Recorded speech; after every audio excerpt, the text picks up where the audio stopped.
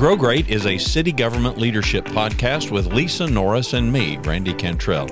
Each week we share insights, experiences, and wisdom to help you and your leadership grow great. Our website is growgreat.com.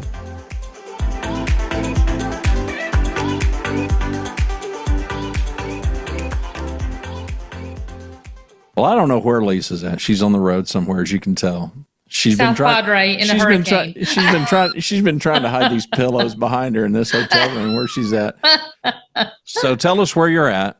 Okay, I'm in South Padre, and it looks like a hurricane outside, and I had to fly into it, but thank goodness that we had a very good pilot, because he's like, there's going to be a little turbulence. I'm like, oh, God. But this is not a vacation. People think of South Padre, and they think of... Yeah, no, I'm at my first Texas City Managers Association conference. I'm a first-time attendee, so I'm really excited. They had some really great topics, it looks like.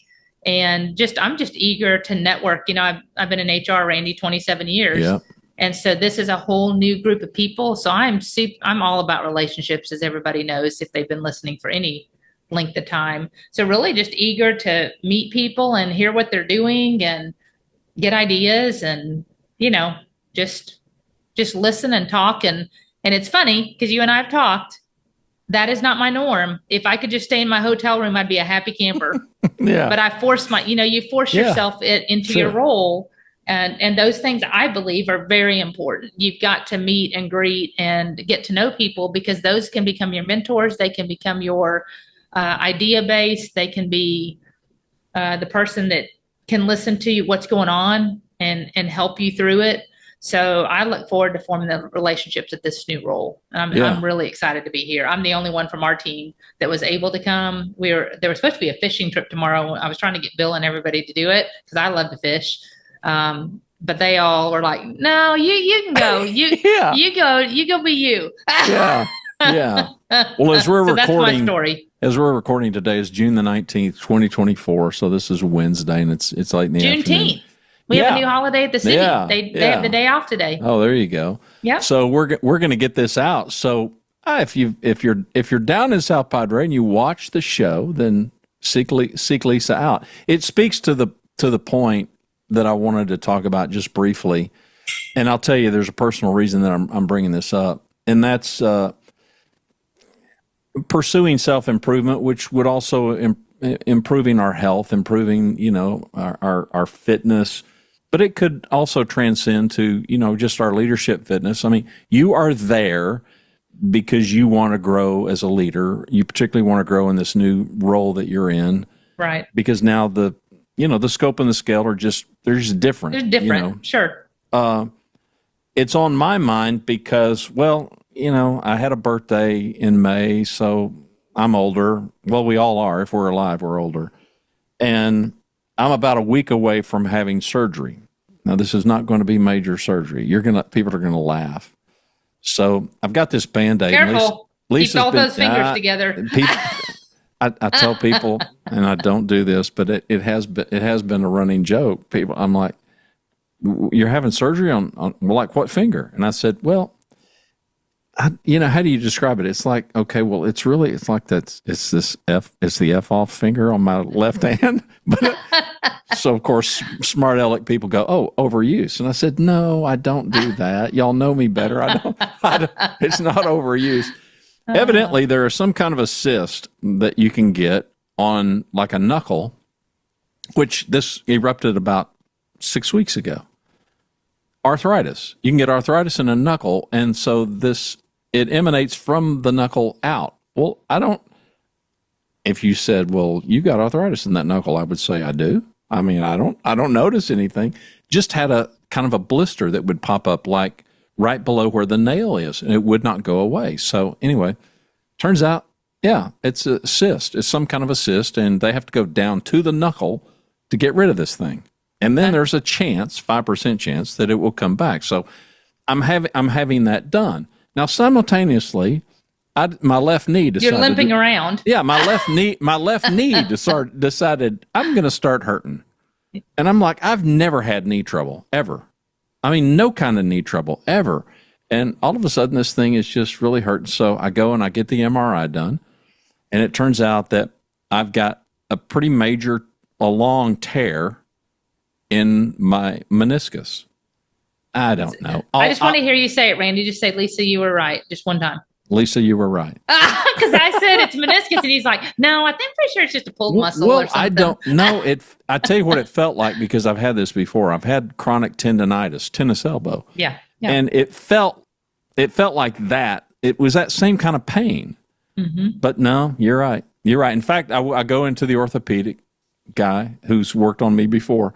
I have an affinity for orthopedic surgeons, by the way. I have a long history of loving orthopedic surgeons. I've got a scar somewhere here, I mean, I had a fusion in my lower neck. Oh, okay. Don had a fusion in his back. Yep. So I don't know. It's just, and I'm sitting here caring for my 100-year-old father, who he was running a drilling rig when he was 80 years old. Now he's 100, going on 101. So he hasn't done that in a long time. But I'm sitting here thinking, he was this much older than me, and I'm sitting here limping around. I'm like, okay, I got to get serious about this. It brings up just how driven are we to improve ourselves? How aware are we of the things that we need to fix? Clearly, you have a blister come up, or you have a pain in your knee that makes you limp. Okay, well, outside of those things, and you've got this new position. Mm-hmm. I mean, when you think about your own road of self-awareness, self-discovery, and trying to close the gaps that you would like to close as a human, as a leader, as a manager, I don't know. I mean, talk to me. For me, I led a long time the same way.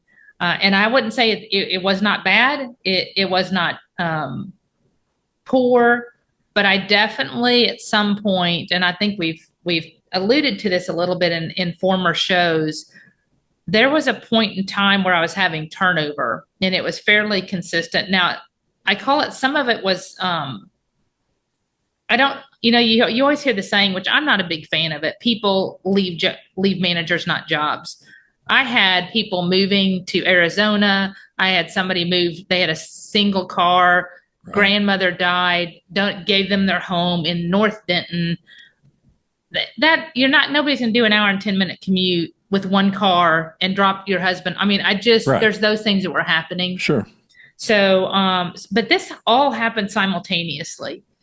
But what that caused me to do is I really started talking to people, which I hadn't done before, because we had such a good relationship on our team. And I was just really compassionate. I just love my people like they are truly my work family. And I invested in them like I would my kids at home, just in a different capacity. But I started asking, what do we need to be doing different? Like, there's got to be, like I live in North Carrollton and drive 40 minutes each way to Grand Prairie every day and have for 27 years. There's something to that you won't do that if you really don't love it. And so to me, there was a component of this that said, why are we getting the turnover? Like, what can we be doing different? And I was focusing, we being me. I didn't want my team to feel like I was questioning them. I said, what can I be doing different at the top? And then finally, so one, for me in this journey, as a leader, you have to be willing to listen. It has to be, if you ask a question, be ready for the answer. And I had established a team, I felt, over time that trusted me, and they knew it was safe to criticize. They just did it nicely, right? But what prompted you to even ask the questions? Because I was just having turnover, and there had been challenges ongoing with personalities, with temperaments, with I would see a little dysfunction, like niche, what do you call them? Clicks over time. And I didn't like that, but I couldn't figure out how to break it. Until that happened, were you not thinking of questions? Or I was. Just not as much? But not as much. I mean, I knew there had to be a change. I couldn't keep doing it the same way, because that, to me, it was worsening over time, and I didn't want that impact for the team. So I need to figure out, what is the team feeling that I don't know about. But ultimately, as I asked them, I got that information. This has been probably, I don't know, 6, 7 years ago now. And I told them, we had some challenges internally. And I talked to the team remaining and said, I do want to know what you need. I feel, and I just said it at the time, I said, I feel like I have failed you as a leader to keep us moving forward and to keep consistency and to keep us as a team, we are not a high performing team. We are all functioning in our own job and moving forward, but we're not doing this together. How do we become this collaborative team, not just speaking the words and acting it, but truly, genuinely feeling it? And so I said, I want y'all to think on that, and got a lot of great feedback. I did it in person, had one-on-ones in depth with each person. And it was very, very consistent. It was, they didn't know each other. They'd worked together for years, didn't really know each other, were judging each other. I mean, there was just lots of evidence coming out. Didn't feel like there was promotable opportunities. Everybody was very fixed. So there was just a bunch of things that came out, and I was like, okay, so then it's now how to address it. Number two. Mm-hmm. Well, then you fix those over time and new stuff leaps up.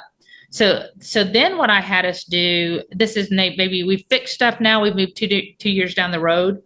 Then I said, okay, now I want anonymous feedback on all of us as a leadership team. We have made improvements. You all have been with us through those. Now, what can we do as leaders to serve you better? And I said, anonymous, everybody type it. I just want to know what we're doing well and what we can improve upon.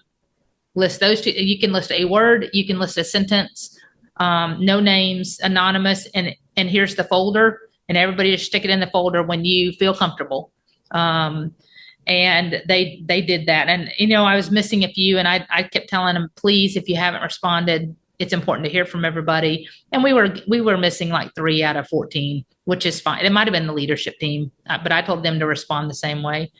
So again, we got more feedback. And this one was on, they felt collaboration had been improved and teamwork was great, right? So we fixed that main piece that made them happy and want to come to work. Then it was on, they wanted to be developed, coached, and mentored. They wanted to learn strategy with HR, be involved in more critical conversations. So not to make them, but to understand how we think and what we think about, which I thought was great feedback. So we started kind of developing a plan of, okay, how do we do that better as a team?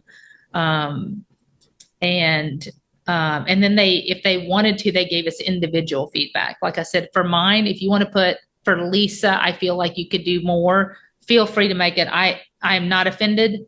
I want to know. I can't fix what I don't know about. So all that to be said, it was a journey of, I can't keep doing things the same way. The team has evolved. The city has evolved. Our work has evolved. If we don't change as a leadership team, we cannot move forward as an HR team at that time. And that in this new role, this is the same. Now I'm in the journey of, okay, now I need to network with different people. I need to understand the airport business. I need to understand the fleet business. I need to understand the facility business, and what we're doing, and shift in my contacts and because I don't have HR anymore. For those of you that are newly listening, that they now report to a deputy city manager.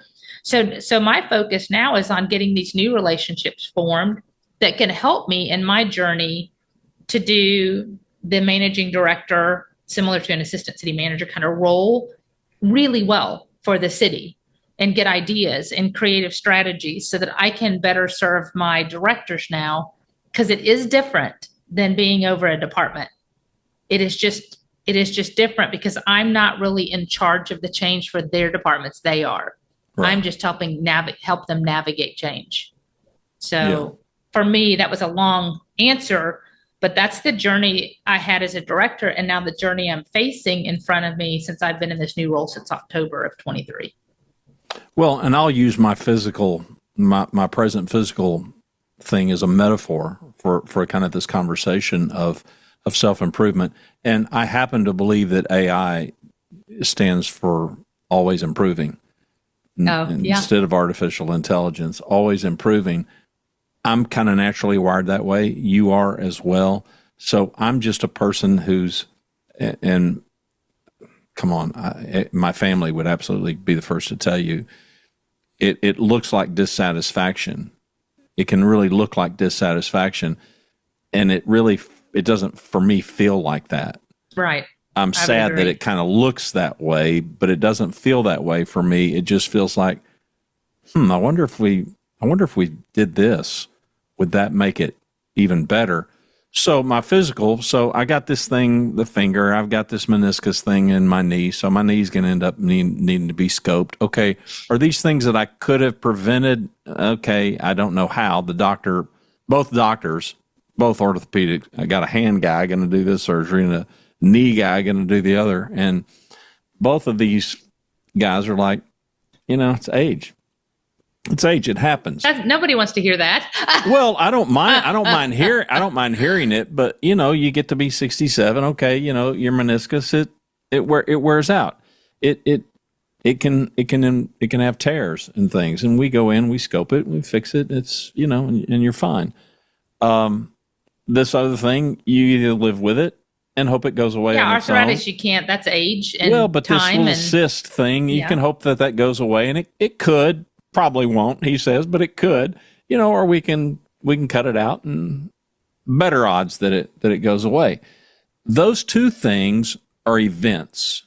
Okay, kind of beyond my control, but they did give me an opportunity, and I'm probably carrying 25 to 30 pounds more than I need to be carrying, and have for a considerable length of time, by the way. I'm not proud of it, but it is what it is. Yeah. And as we get older, it gets tougher. And these two things have really motivated me, especially this week. It's like, I'm going to get my act together. And I've got real strong self-will, so I know myself well enough to know that when I make up my mind, game's pretty much over. I just got to figure out now strategy, and I got to figure out the how. Yeah, what are you going to do to make it happen? Because I've done stuff that I know worked, but okay, well, stuff that you did when you were 40, it probably ain't going to work when you're 67. So, and now that I've got this knee thing, because I was a gym rat for a good little while, and COVID knocked that in the dirt. And I've never gotten back in the groove since COVID. And now with the knee, okay, well, now it's hard to do any of that now. But it compelled me. It gave me the opportunity.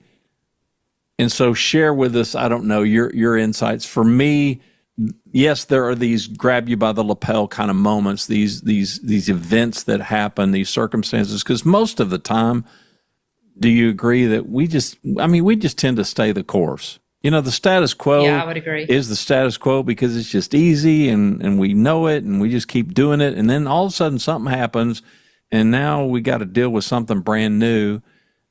And even if it's something beyond our control, like a person that ends up, moving to Denton and they got one car and now the commute to Grand Prairie is just not even feasible. Okay, well, that's beyond control, kind of like my finger, kind of like my knee.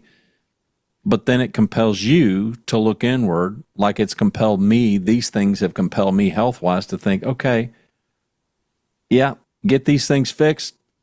Time to drop this 25, 30 pounds that you're carrying. It's I think the easiest thing for human nature that we all, I would suggest, probably do.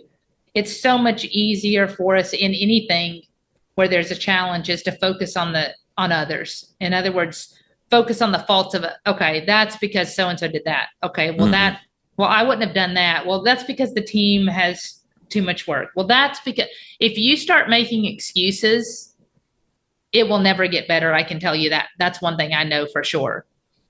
When there's challenges that come up, I go back to our buffalo, Finding somebody else to blame has never fixed a problem. No, it is not going to fix your problem. Yeah. And you must take ownership. If you're focusing on the faults of others that you feel have gotten you here, you are missing opportunities to be great.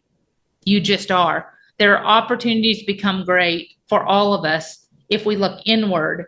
It's the whole theory of, look at this, the splinter in your neighbor's eye and take the plank out of your own. Yeah. That whole theory. Yeah. And we need to look at ourselves first and figure out, what do we need to do to own this and make it better for our teams? What do we need to do to become better leaders and help them, and be sure you're reflective and listening? Because if you're going to ask and then shut it down, what people are telling you, and start immediately discounting what they're saying, which is often a tendency, is, well, no, I only did that because of blah, blah, blah. That's not going to happen. That doesn't mean you can't have dialogue saying, okay, can you give me an example of when that happened so I can understand what you are seeing or what you are feeling? I think you can get clarity as long as you're not shutting it down or condemning it. But for me, that journey is inward. And I see so many people just looking outward and placing excuses on everything around them, causing that, which benefits nobody, because then we don't own it. I just feel that journey has to be personal, and it has to have everybody's best interest at heart, other than, it's obviously for yourself too, but you have to have the best interest of those that you are leading to really make a difference. And it has to be intentional. You can't, like you said, it's easy just to stay status quo. And I'm also one that doesn't like change just because we can change. I'm not that girl either, right? Be intentional with, okay, what are we doing and why are we doing it?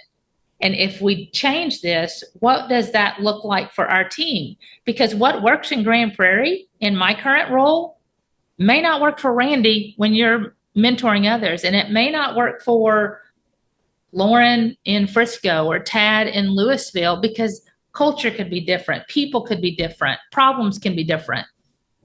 You do see what I'm saying? I mean, you have to really look at your situation and your circumstances, and what do I need to do with that to make it better? Because we've all got something. Nobody is perfect. We're not perfect in Grand Prairie. Any city is not perfect. We all have something. It's like life. That's right. We get dealt cards that we just have to mess with, and we have to make it better. Our context matters. I just think it's interesting that. So I've got these two health things, physical kind of things that have compelled me. I mean, the thing that I'm compelled by, it could be argued, okay, well, if you drop 25 or 30 pounds, that's going to impact your knees. Well, I didn't have any real specific injury. To me, in my head, they're not related, except, it's how I feel. And as you were telling that story, so you've got a person and they end up moving to Denton and they got one car. Okay, well, you're responsible for that. How? I mean, that's a circumstance beyond your control, just like kind of my knee and my finger, but it caused you to go inward, and it caused you to really kind of go inward, but in a different direction, to something that you could control. You couldn't have all the meetings you want, have all the team building, have all the one-on-ones, whatever. Somebody moves from one city to another city and they've got one car. Okay. Yeah, see, the circumstances for me, and that's a great point. There was too many things happening simultaneously. Yeah.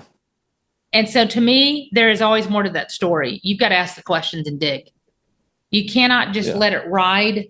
To me, because I knew, that particular individual was having some challenge with others on staff. So I was digging into, I know you're moving. Is there anything that would have kept you here besides that move? If we would have done different? She said, well, it would have been easier if. Right. So it was still valuable insight. You just had to ask the right questions. Like you talk about, naive curiosity counts, man. Is there anything that would have kept you? Mm-hmm. No.